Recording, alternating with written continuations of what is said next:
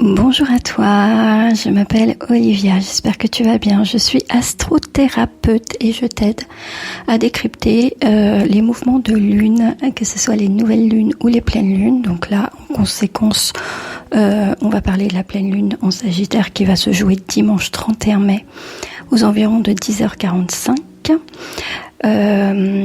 Donc pour les personnes qui mettent leur pierre à recharger, on m'a posé la question dernièrement, donc je vais peut-être l'indiquer à chaque fois maintenant, pourquoi pas. Donc si tu as des pierres à mettre à recharger à la pleine lune, ou si tu veux faire une eau de lune à la pleine lune, eh bien pour cette lune-là, il faudra le faire dimanche soir. Je te conseille, moi, de faire dimanche soir, de ne pas le faire trop tôt, pas de le faire samedi soir, par exemple. Je fais juste une toute petite parenthèse. Il est possible qu'on entende une sonnette à un moment donné dans ce podcast. Je fais en sorte que pour la méditation, ça ne se passe pas. Mais je suis actuellement dans mon cabinet où je reçois. Et c'est un cabinet partagé. Donc il y a une petite sonnette dans la salle d'attente. Et parfois, cette sonnette retentit. Et je ne peux pas savoir à quel moment elle va retentir. Donc si c'est le cas, je m'excuse en avance. Bien. Alors, on va parler donc de cette pleine lune en Sagittaire, et puis on va parler au-delà de la position de la lune et du soleil, on va aller voir les autres positions des planètes qui peuvent interagir avec tout ça et qui vont forcément apporter leur petite sauce aussi à cette pleine lune. Donc c'est une opposition entre le soleil et la lune, comme toute pleine lune. On est à 180 degrés de ces deux énergies. Le soleil représente ton énergie extérieure, ton énergie principale. Et puis la lune va représenter ton monde intérieur, tes émotions. Et on va voir souvent que pendant toute pleine lune, il y a un certain tiraillement qui va être ressenti de manière progressive, et c'est tout à fait normal en fonction des personnes, puisque à chaque fois tout le monde ne va pas être directement concerné. Et puis il y a les personnes qui par exemple vont être plus réceptives à des pleines lunes. Pourquoi ? Parce qu'elles sont nées aux alentours d'une pleine lune. D'autres qui seront plus réactives à la nouvelle lune parce que leur naissance a été proche d'une nouvelle lune. C'est des choses qui s'expliquent comme ça, c'est tout à fait compréhensible, je pense. Donc parlons précisément de cette pleine lune, donc sur l'axe Gémeaux-Sagittaire. On est sur cet axe Gémeaux-Sagittaire, c'est un axe qui cherche vraiment, ce sont des signes qui tous deux cherchent à comprendre le monde, mais on va voir que ce n'est pas tout à fait de la même manière. Le Gémeaux, il va être dans l'expérimentation des choses. Le Gémeaux, il est dans les tests.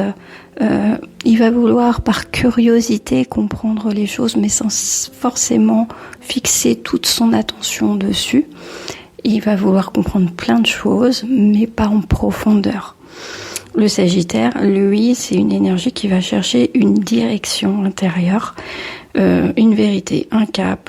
Il veut pas seulement vivre une expérience comme le Gémeaux, mais il va vouloir savoir ce qui se cache derrière cette expérience, ce que ça peut signifier sur un autre contexte de vie. Donc en fait, cette pleine lune, elle peut créer un tiraillement très fort entre un fort besoin de liberté, qui est représenté par ces deux énergies. Le Gémeaux et le Sagittaire sont des signes qui ont besoin d'énormément d'espace de création. Ils ont besoin de se sentir libres, et donc il va y avoir ce besoin aussi de mouvement, et ce besoin plus incarné par le Gémeaux, d'avoir une certaine non-implication dans les choses, quelque chose qui ressemblerait à une certaine légèreté. En même temps, on va voir ce qui va venir directement du Sagittaire, ça va être une quête de sens beaucoup plus profonde, un besoin de cohérence, un besoin de compréhension, et puis avec presque une nécessité de donner du sens à ce qu'on est en train de vivre. Donc en fait, on peut imaginer que ça comme l'envie de tenter une expérience, et puis une fois qu'on a tenté cette expérience, se poser la question, qu'est-ce que ça m'a apporté ? Qu'est-ce que j'ai ressenti ? Qu'est-ce que je veux en ressortir ?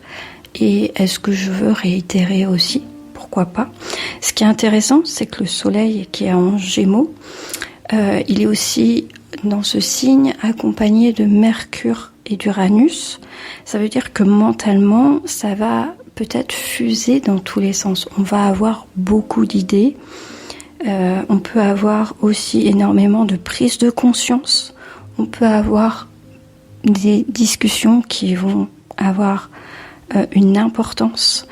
Il peut s'agir de vérités qui vont émerger de manière subite en fait. Ça peut être aussi des changements de perception qu'on va avoir rapidement. Le fait que ce soit rapide, c'est Uranus qui va nous apporter tout ça, puis c'est Mercure qui transite dans le Gémeaux, qui active vraiment une prise de conscience beaucoup plus rapide que s'il était dans un signe de terre ou qui serait beaucoup plus lent à réfléchir parce que besoin de conscientiser et besoin d'être sûr de ce qu'il met en place. Ici, donc, on a Uranus qui vient électriser, on peut dire ça comme ça, Mercure. Ça veut dire aussi qu'il peut y avoir des annonces qui peuvent sembler surprenantes, certaines conversations qui peuvent prendre un tournant qui n'aurait pas été voulu à la base, en tout cas pas décidé en avance.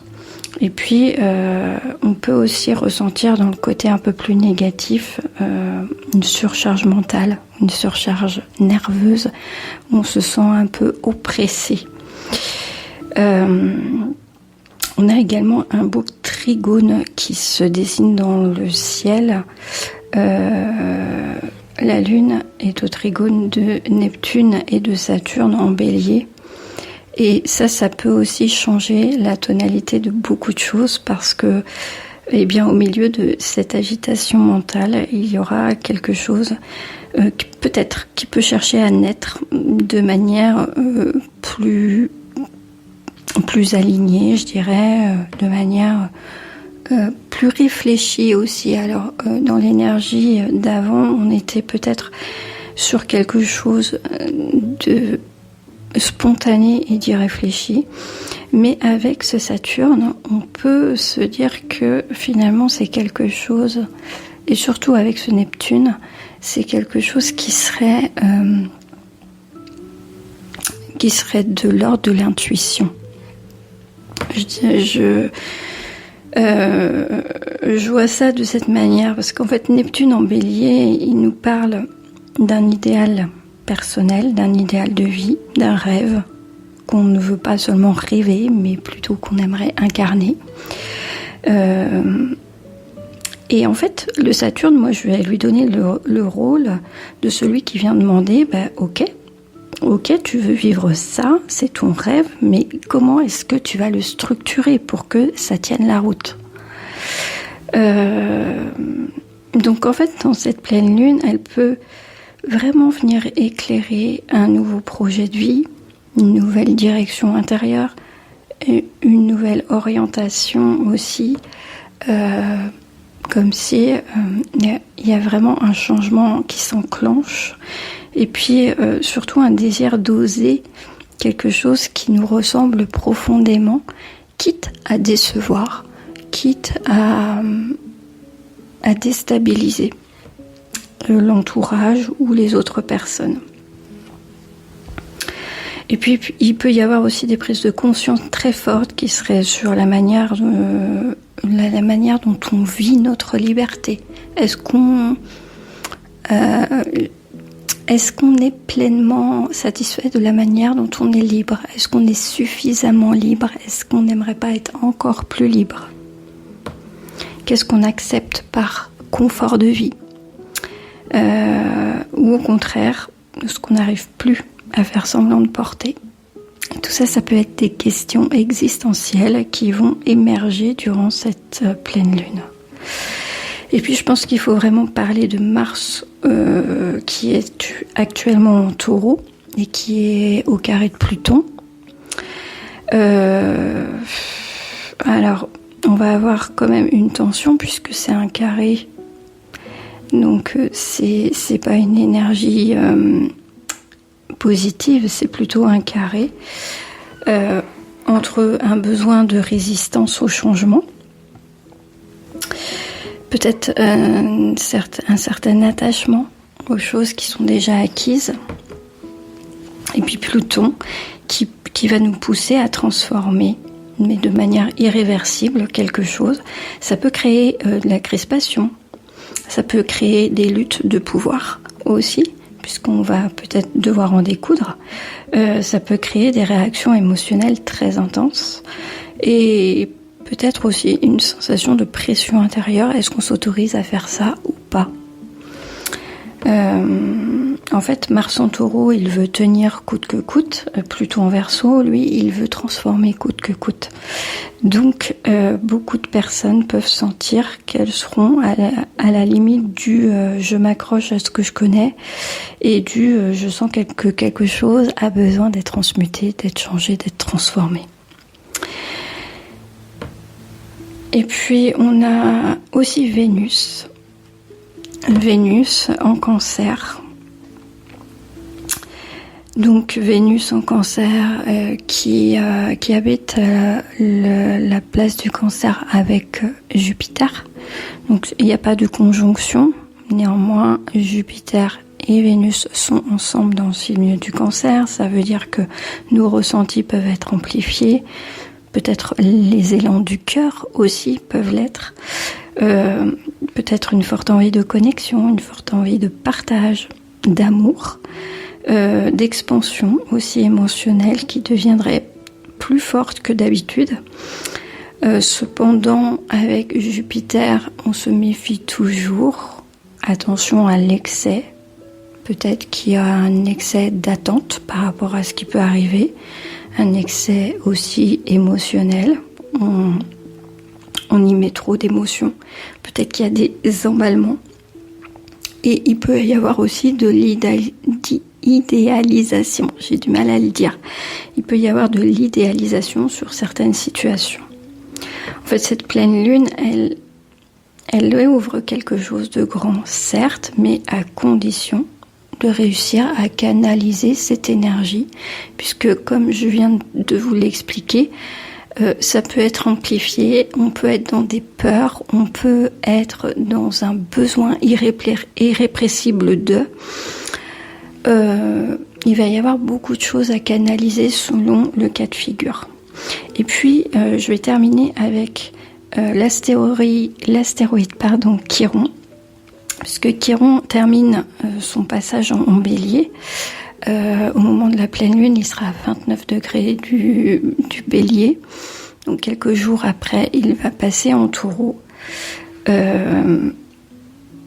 Ça veut dire qu'il termine son passage autour, on va dire, du cycle du Bélier. Donc ça veut dire peut-être une blessure d'identité, d'un droit d'exister, le courage d'être soi, l'affirmation personnelle, tout ce qui peut être ressenti tel quel, il va passer dans l'énergie du Taureau.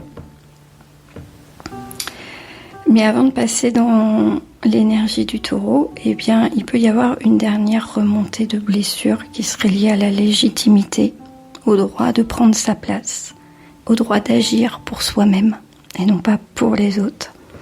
C'est un peu comme si cette pleine lune demandait, maintenant, à l'heure où ça se passe, qu'est-ce que je veux construire actuellement ?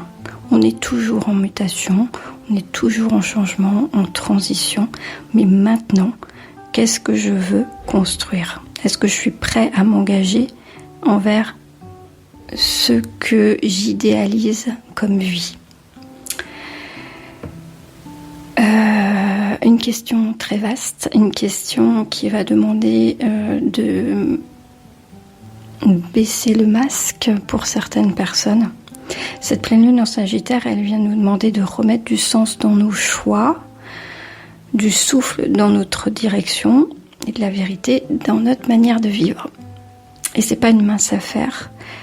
Elle nous demande pas forcément de comprendre mentalement tout ce qui se passe, plutôt d'écouter ce qui cherche à s'aligner en chacun de nous. Entre l'agitation du Gémeaux et la vision du Sagittaire, il y a peut-être un nouvel idéal de vie qui tente d'émerger. À chacun de voir à quoi ça peut correspondre. Parce que cette fois-ci, il ne s'agira plus seulement de rêver cet idéal, mais plutôt de poser les premières pierres pour commencer à l'incarner.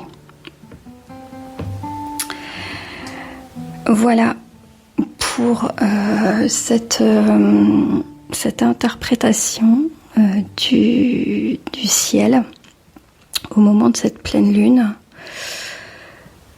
On va pouvoir glisser vers la méditation.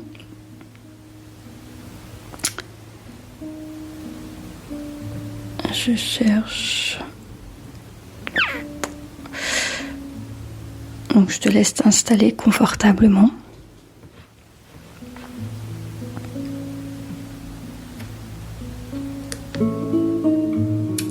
Voilà, je mets un petit peu de musique plus forte.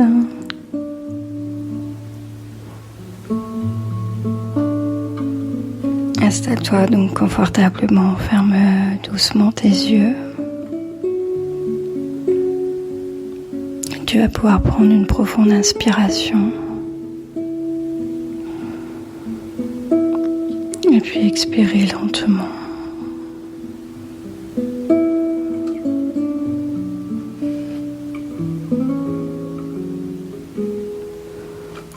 Encore une fois, je t'invite à prendre une grande inspiration profonde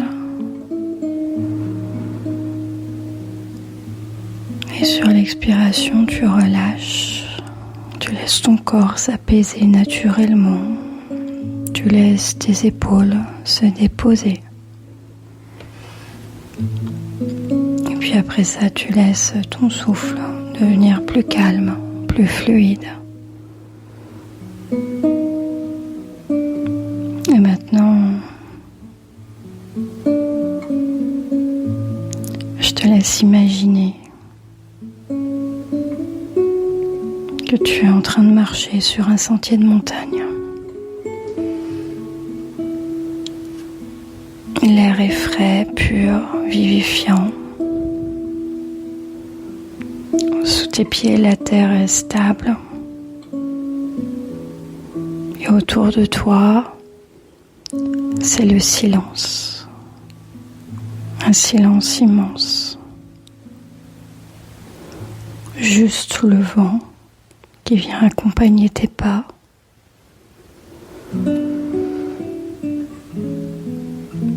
Et tu continues d'avancer tranquillement. Et puis, plus tu montes, plus ton esprit semble se dégager. Un peu comme si cette altitude venait éloigner le bruit mental, tes pensées inutiles, tes tensions accumulées ces derniers jours, ces derniers temps, tes préoccupations qui tournent en boucle.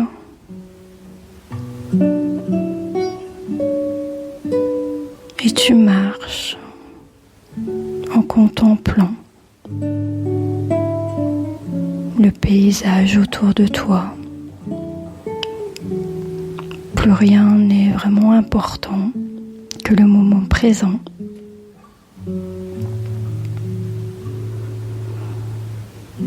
Et bientôt, tu arrives au sommet. Et là, devant toi, il y a un feu qui est allumé.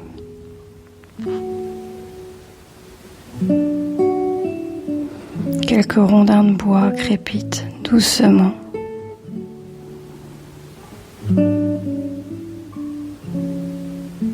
nuit commence à apparaître.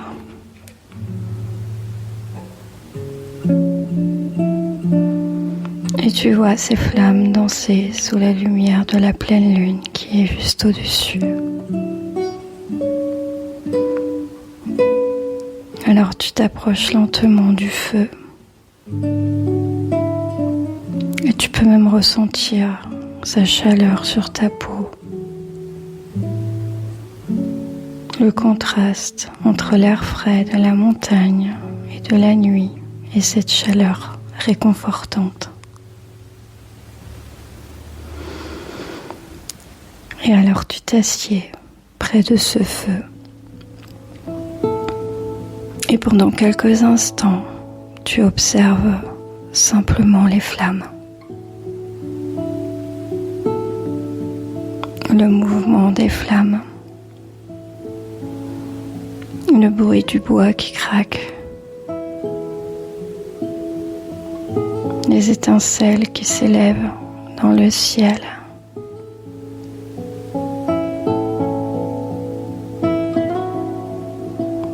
Et au moment où tu regardes ces étincelles s'élever dans le ciel et disparaître, tu prends conscience de tes peurs,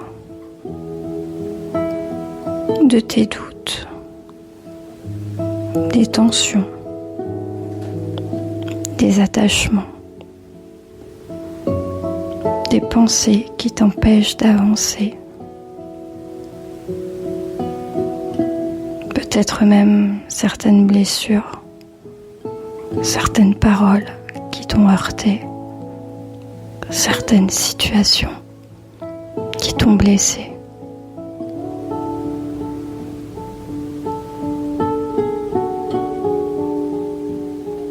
Alors, imagine que tu prends une feuille de papier qui serait posée à côté de toi.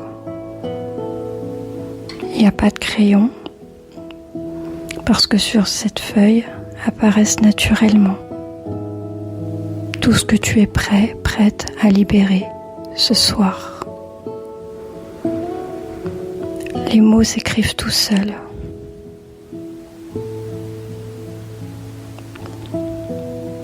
Observe ce qui s'écrit.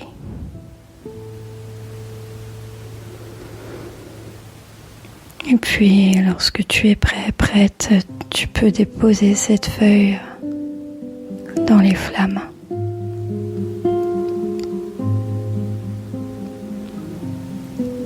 Et doucement, les flammes commencent à transformer ce papier en cendres.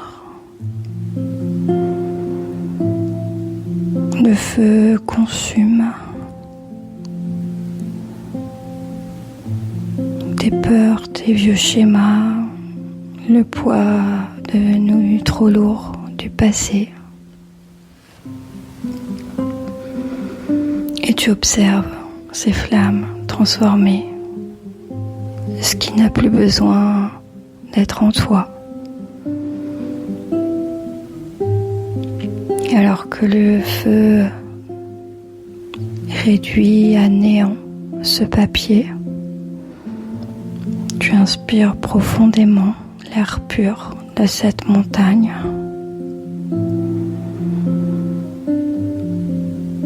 Cet air nouveau, cet air vivifiant, cet air qui nettoie ton esprit et qui ouvre un horizon intérieur.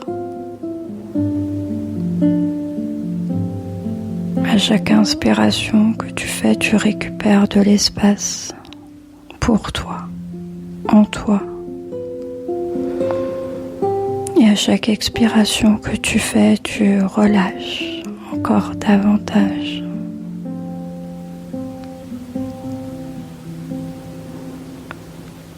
Et tu lèves à présent les yeux vers le ciel. La pleine lune éclaire le sommet de la montagne.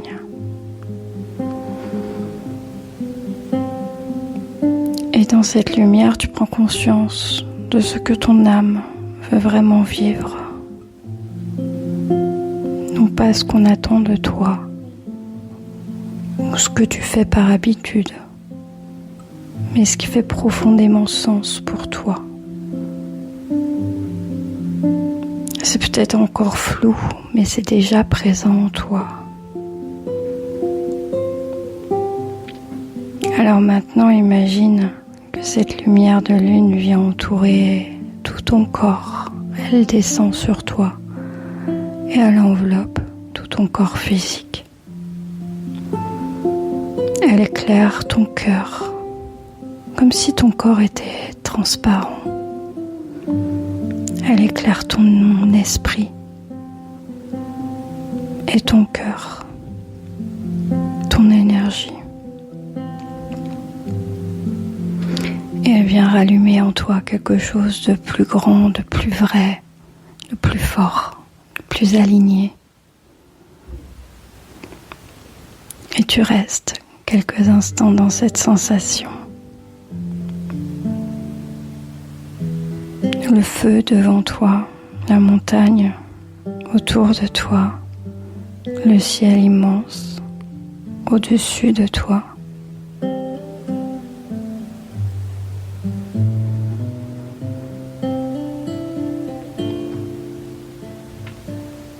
Et tu te sens libre, aligné, présent, présente.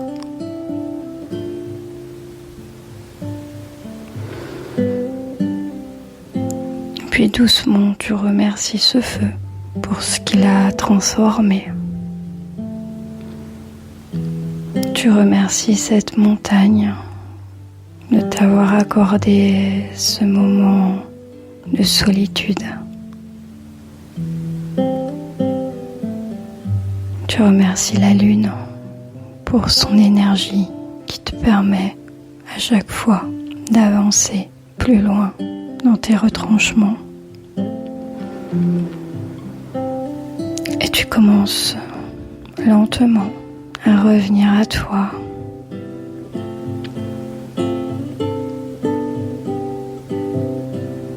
En prenant conscience de ta respiration, de ton corps, de ton souffle.